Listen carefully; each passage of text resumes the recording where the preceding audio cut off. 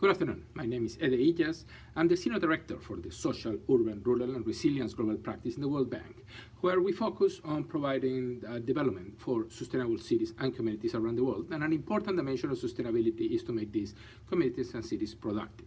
I am very sorry I'm not with you today in person due to a family emergency right before I was about to get on the plane, but I did not want to miss the opportunity to talk to you about a really important topic: sustainable tourism.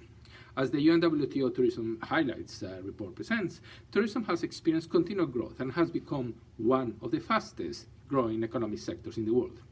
The business volume of tourism equals or even surpasses that of oil exports, food products, or automobiles. It represents 10% of the world GDP, 1 in 10 jobs, and it is growing at a rate that is outperforming employment in the global economy for the 6th consecutive year. It is also 7% of global exports. So tourism has become one of the most important areas in international commerce. And it also represents one of the main income sources for many developing countries and for many families in these countries. As a labor-intensive industry, tourism also represents an important source of employment, foreign exchange, tax revenues, and also creates the environment for micro, small, and medium-sized enterprises to blossom. It can also help build skills and engagement for many marginalized groups that do not have access to the economy, like women, youth, and the poor. As a real instrument for socioeconomic development with great potential, tourism also makes an important contribution to the Sustainable Development Goals, particularly in terms of poverty reduction, fighting inequality, and promoting inclusive growth. The World Bank Group helps developing countries achieve two important goals. One is to eliminate extreme poverty, and second is to promote shared prosperity, a prosperity that reduces inequality. And one important instrument that we have is the support to cultural heritage and sustainable tourism projects.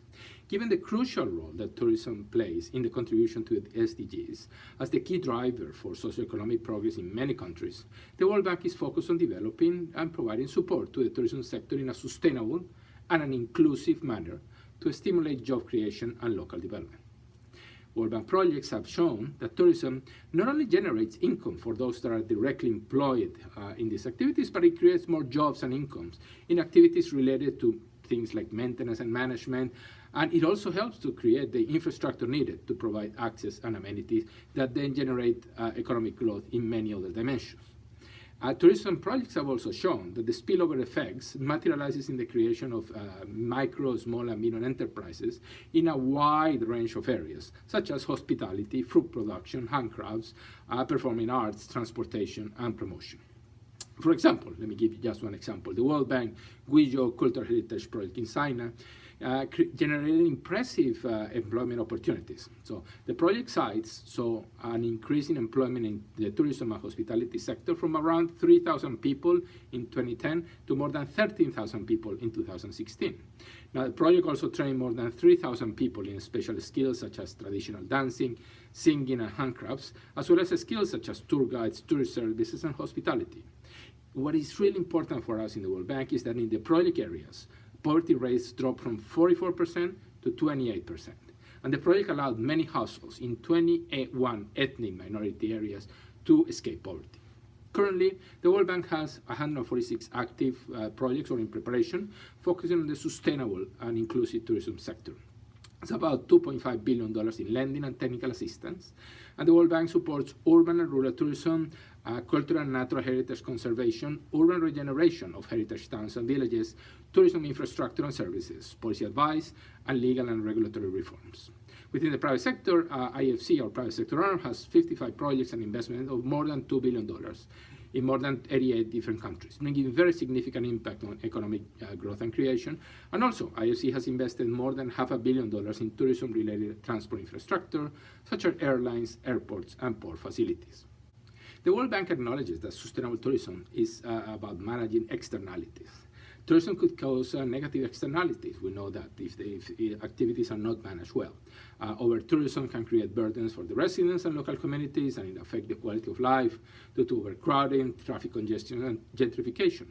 Also, the social and cultural identities could be threatened as a result of commercialization and intrusion of tourists, while uncontrolled tourism can also pose potential threats to the landscape with litter, soil erosion, increased pollution, disturbance to the natural habitat, and vandalism.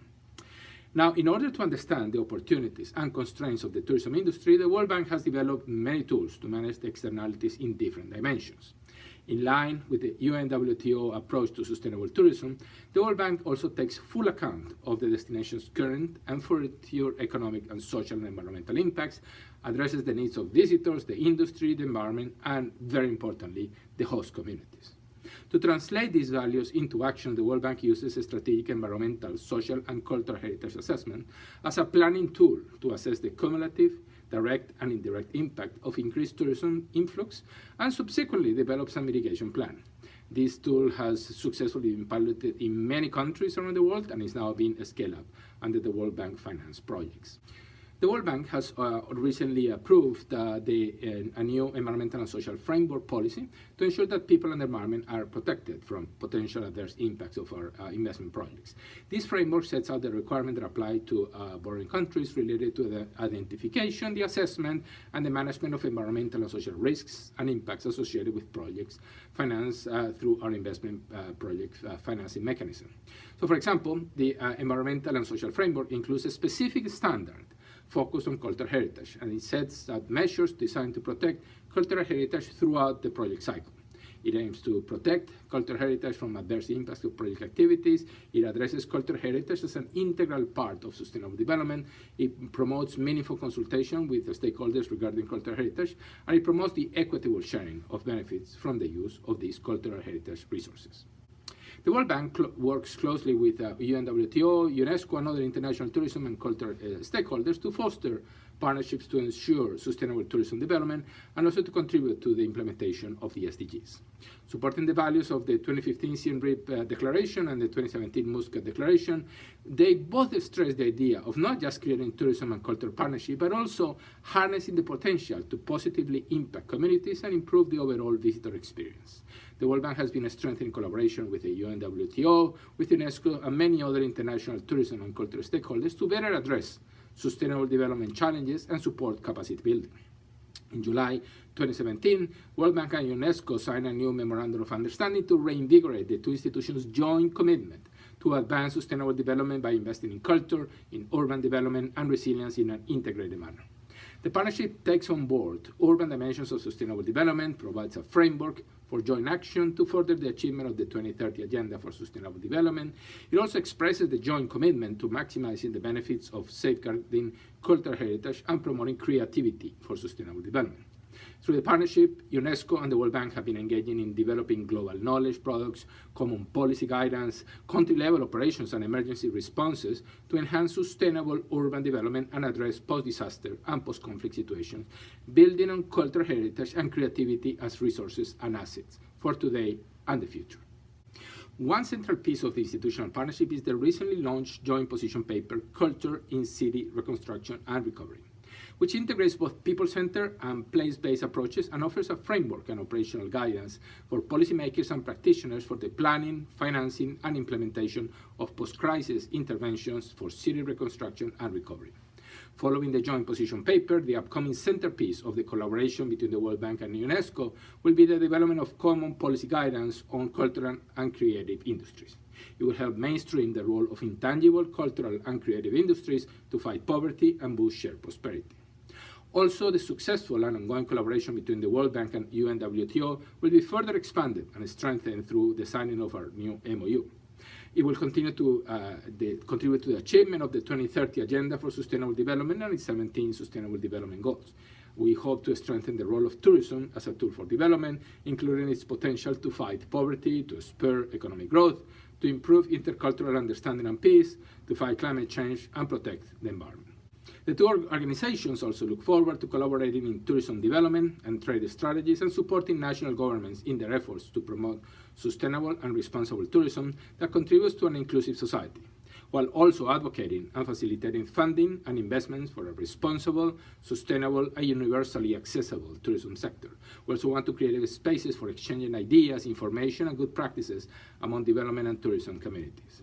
We look forward to working with all of you and to strengthen our partnership among UNWTO, UNESCO, and the World Bank as thought leaders and implementers in global policy development and support to countries around the world. The strengthened and continuous partnership will help promote the cultural, social, and natural heritage in the pursuit of sustainable development in the world and contribute to building a more inclusive, resilient, competitive, and sustainable future, and also ensure that those benefits are shared by all communities and by excluded members of society. Thank you very much for the opportunity to address you today, and we look forward to working with all of you. Many thanks.